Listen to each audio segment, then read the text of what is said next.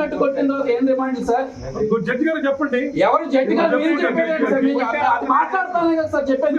Petition sir మేము చదువుతున్నాం sir, మేము చెప్తాం కదా, మేము మాట్లాడిన తర్వాత జడ్జి గారి దగ్గర ఎట్లా ప్రొసీడ్ అవ్వాలి అదంతా మేము చెప్తాం సార్.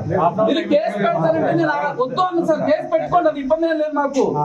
మేము ఒక్కసారి మాట్లాడతాను సార్ అంటున్నారు. ఏంటి మీ ప్రాబ్లం? ఏంటి ఫలానా లీగల్ ప్రాబ్లం అంటే ఏంటి సార్?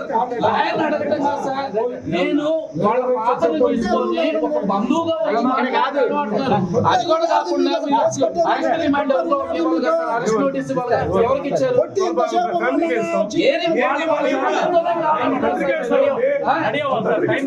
సార్ ఎన్ని గంటలకు తీసుకొచ్చారు సార్? ఎన్ని గంటలకు తీసుకొచ్చారు సార్? ఎప్పుడైనా సార్ అరెస్ట్ చేసి